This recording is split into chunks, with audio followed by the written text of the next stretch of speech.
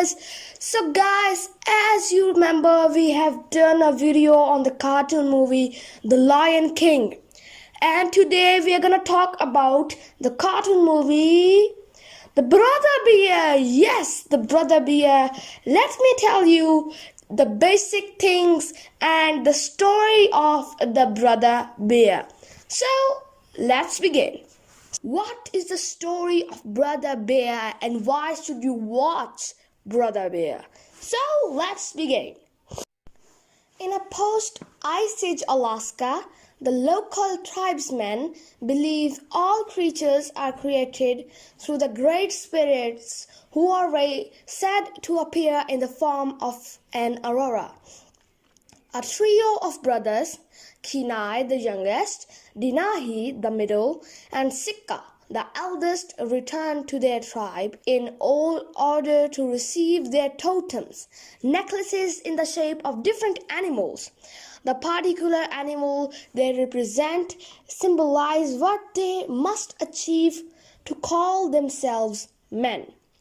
Unlike Sikka, who gained the eagle of guidance, the elder one, and Denai, the middle one, who gained the wolf of wisdom, Kenai, the youngest one, receives the bear of love.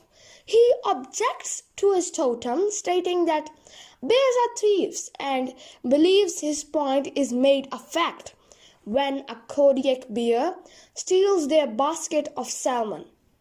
Kenai and his brothers pursue the bear, but a fight ends on top of a glacier, during which Sikka gives his life to save his brother by dislodging the glacier.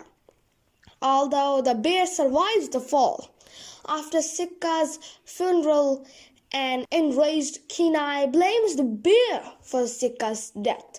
He hunts down and chases the bear up onto a rocky cliff, fighting and eventually slaying it.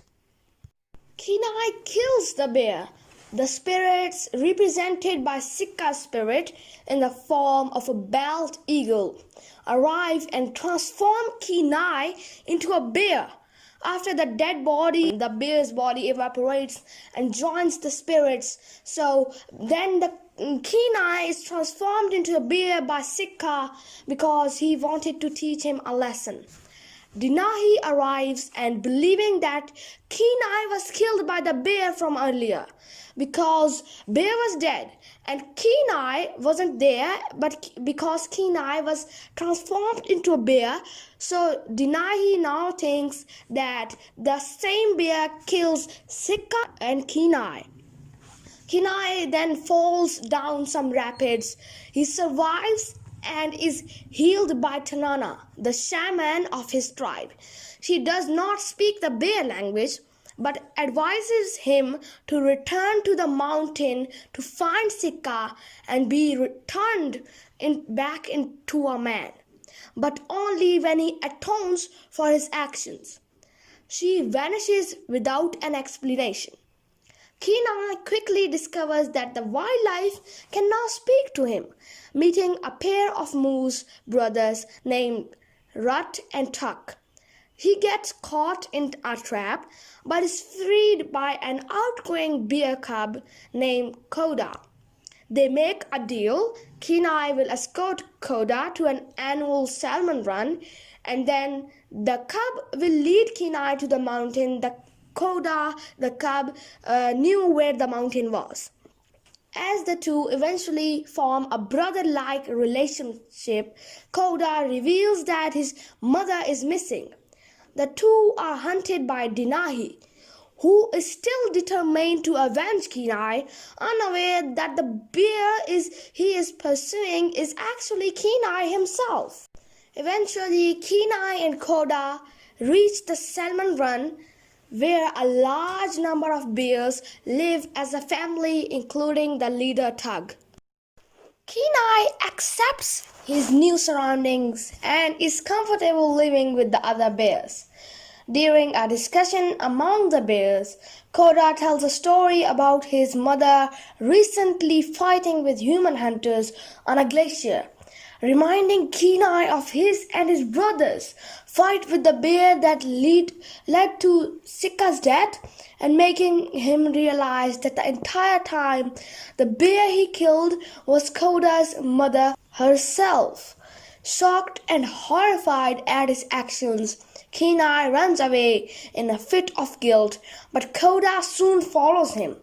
Crestfallen, Kenai confesses the truth to Koda, who runs away grief-stricken, and apologetic Kenai leaves to reach the mountain. Meanwhile, Rut and Tuck, the mooses, having had a falling out, reform their brotherhood in front of Koda, prompting him to forgive Kenai. On the mountain, Kenai is cornered by Denahi, but their battle is interrupted by Koda, who comes and steals Denahi's spear. Kenai sacrifices himself, for upon realizing that Koda needs him because of his own mistake, Kenai asks Sika to transform him back into a bear. Sika complies, and Kenai is transformed back into the bear. He was first transformed back into a human, but he realizes that Koda needs Kenai because he doesn't have anyone to protect him. And that is Kenai's own mistake. So he says to Sika that turn me back into a bear, and Denai supports it, and Koda is reunited briefly with the spirit of his mother before she and Sika return to the spirit world. In the end, Kenai lives with the rest of the bears and gains his title as a man through being a bear. So guys, this was all the story, and I like it very, very much, and I would suggest you to watch this Disney classic movie. So we will talk about its development, how it developed. Alright. Following the critical and commercial success of The Lion King, Disney chairman and CEO Michael Eisner urged for more animal-centric animated features and suggested a North American backdrop, taking particular inspiration from an original landscape painting by Albert Bierstadt that he bought. To track the king idea, the hero would naturally be a bear, the king of the forest. At the time, the original idea, which was inspired by King Lear, centered around an old blind bear who traveled the forest with his 3 daughters. In 1997, veteran animator Aaron Blaise came on board the project as director because he wanted to be attached so that he could animate bears, and was soon joined by co-director Robert Walker because Blaise desired a more naturalistic story. Blaise and producer Chuck Williams produced a 2-page treatment of a father-son story in which the son transformed into a bear and in the end remains a bear. Thomas Schumacher, then president of Walt Disney Feature Animation, approved the revised story and proclaimed, "This is the idea of the century." Tab Murphy, who had co-written the screenplays for The Hunchback of Notre Dame, Tarzan, and Atlantis, The Lost Empire, came on board to write an early draft of the script. After the project was greenlit, Blaise, Walker, and the story artist embarked on a research trip in August 1999 to visit Alaska, where they traveled on the Valley of 10,000 Smokes and Kodiak Island, as well as traveling through Denali National Park and the Kenai Fjords National Park, where they visited Exit and Halkett Glacier. A year later, the production team took additional research trips through the Yellowstone National Park, Grand Teton National Park, and the Skowhegan National Park. Around 2000, the story evolved into a tale in which the transformed Kenai is taken in by an older bear, Grizz, who was to be voiced by Michael Clark Duncan.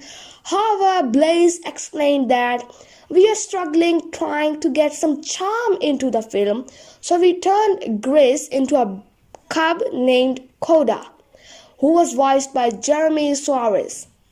Because Blaze, Walker, and Williams enjoyed Duncan's vocal performance, Tug, the de facto leader of the Bears at the Salmon Run, was written into the film. So guys, this is all for today. Please click the subscribe button and the notification bell so you will get the notification for our next videos. This is all for this video, so goodbye, Allah Hafiz.